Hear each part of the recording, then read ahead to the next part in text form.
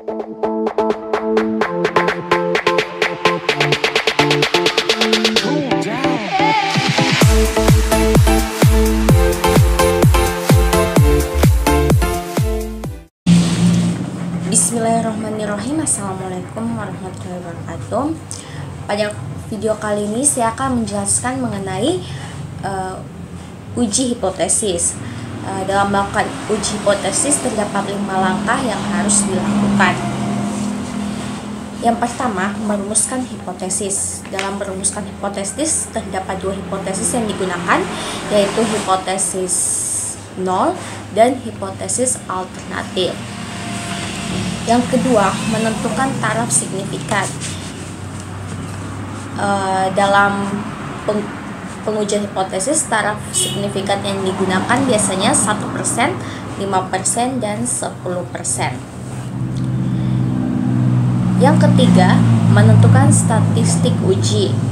Dalam menentukan statistik uji, terdapat 2 rumus yang digunakan, yaitu menggunakan distribusi T dan distribusi Z.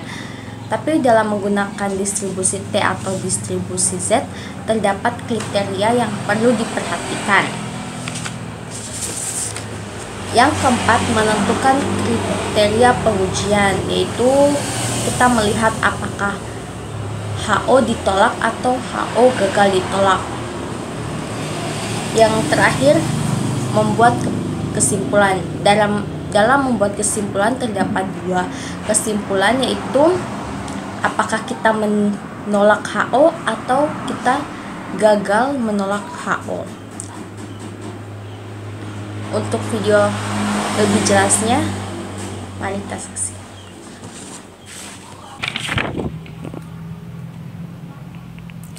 Tahapan pertama yaitu merumuskan hipotesis.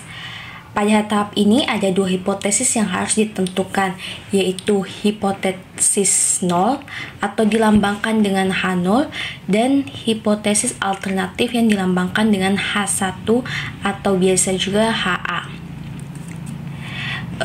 Dalam hipotesis, H0 dituliskan dengan menyertakan sama dengan. Kemudian H1 dituliskan dengan menyertakan tidak sama dengan. Kemudian H1 juga ditulis dengan menyertakan lebih dari. Dan yang terakhir H1 dituliskan dengan menyertakan kurang dari.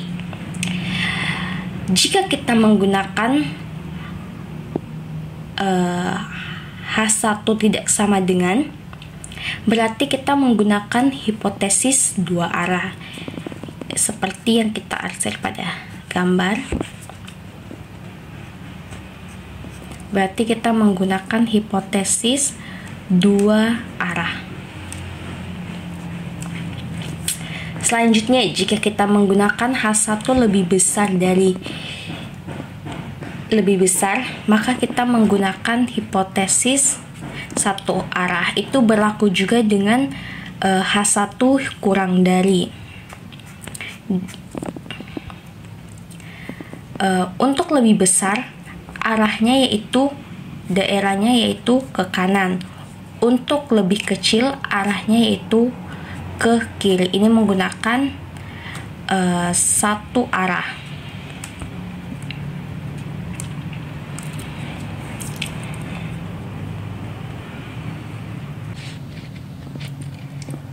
Tahap yang kedua yaitu menentukan taraf signifikan.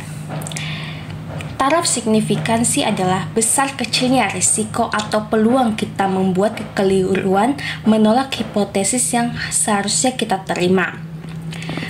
Tingkat signifikan biasanya dilambangkan dengan seperti yang kita lihat pada gambar. Kemudian tingkat kepercayaan yaitu nilainya 1 dikurang dengan tingkat signifikan. Besaran alfa yang digunakan adalah besaran tingkat signifikan yang biasa digunakan yaitu 1%, 5%, dan 10%. Jika kita menggunakan tingkat signifikan yang 5%, yaitu nilainya bisa ditulis dengan 0,05, maka tingkat kepercayaannya yaitu 1 dikurang 0,5 sama dengan 0,95 atau sama dengan 95%. Dalam pengujian dua arah, nilai Z tabel dihitung dengan A per 2, yaitu bisa dimasukkan dalam rumus, yaitu Z sama dengan A per 2. Jika kita ambil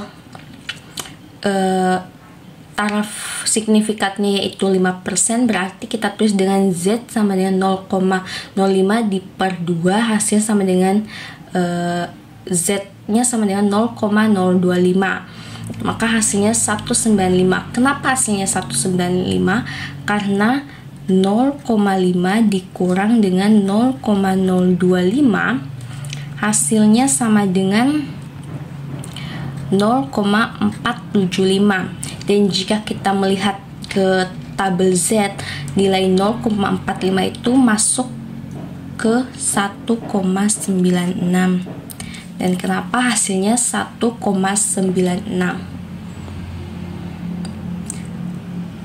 Hal tersebut juga berlaku jika kita menggunakan nilai signifikan 1% ataupun 10%.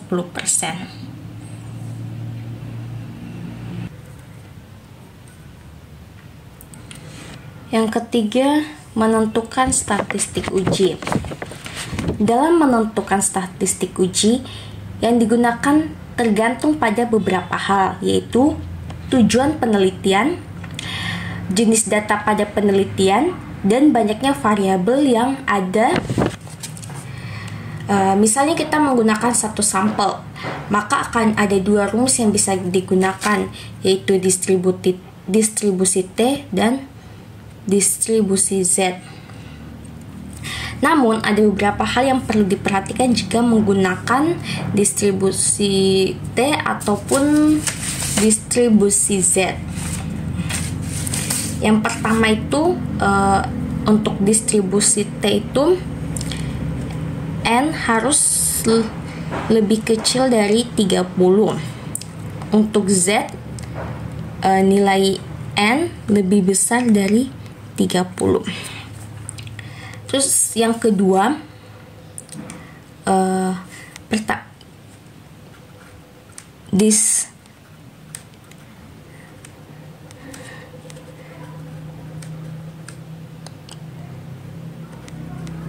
distribusi populasi tidak diketahui. Jadi kita menggunakan distribusi T. Lalu jika distribusinya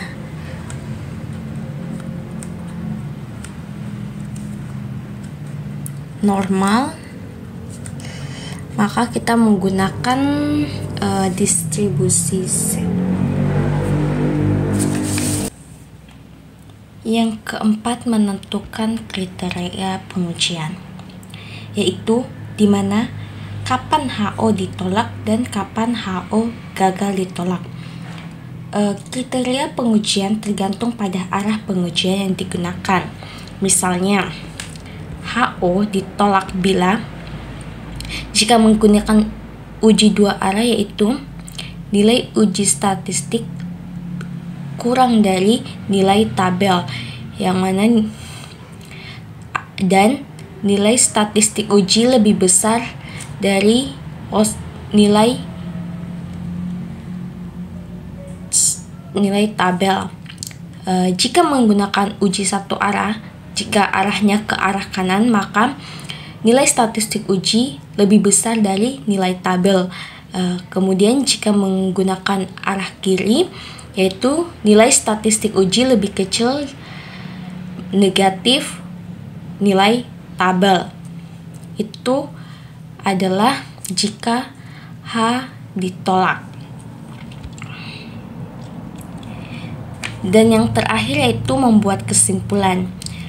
Kesimpulan yang bisa dibuat itu dilakukan jika setelah membandingkan nilai hasil uji statistik dengan nilai tabel sesuai dengan kriteria pengujian yang telah dijelaskan sebelumnya, yakni memutuskan apakah HO ditolak atau HO gagal ditolak atau tidak ditolak. Hanya dua kesimpulan saja. Jika tolak HO, maka berarti penerimaan karena tidak cukup bukti untuk menolak HO. Jika HO tidak ditolak, artinya itu penolakan karena tidak cukup bukti untuk menerima HO.